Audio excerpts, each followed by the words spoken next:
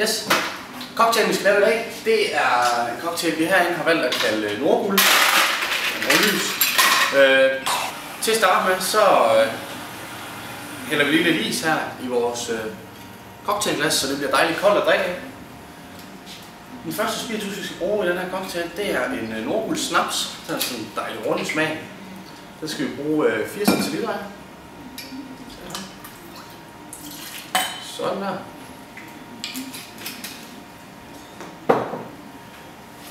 Dertil så skal vi have en lille smule syre i. Det får vi fra noget friskpresset limejuice.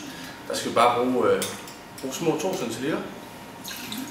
Udover det, så har vi fået vores køkken, som vi også er heldige at have herinde, til at lave en sirup på havtorn. Det er et vestjysk bær, som er sådan en lille smule syrligt i det. Det går også utrolig godt sammen med sådan en lidt tung snaps. Sådan der. Og en anden ting, det er sådan en økologisk saft. Dejlig kraftig i smagen, men uden sådan at være sådan gennemtrængende. Den tager vi også lige 4 cl af. Sådan der. Til sidst, for at skille os ud fra hvad alle andre caféer og cocktailbarer de gør, så har vi valgt at lave vores egne vanilje citrusbitter.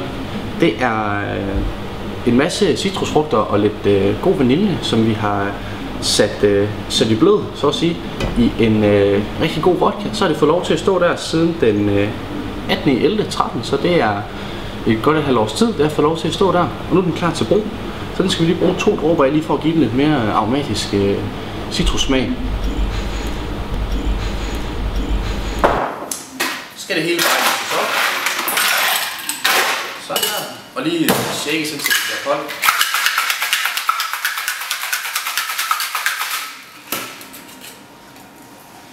Sådan der. Så kan vi lige smage, om det er okay. Det smager godt. Sådan der. I mellemtiden har vores glas fået lov til at blive dejligt godt. Så skal den sådan set bare straines herover. I grunden til, at vi bruger den her lille si under, det er for at sortere alle de der helt små isklumper fra. Det er ikke så lækkert, når man bare sidder og skal nyde en cocktail. Sådan der. Så for lige at give den det sidste spark af friskhed, så heri der har vi en lille smule appelsin skrællet i også. Derfor har jeg lige lavet sådan en lille zest her, vi lige kan trykke ud over. Lige give den rundt på kanten. Og så kan den ligge dernede i, og så dejligt.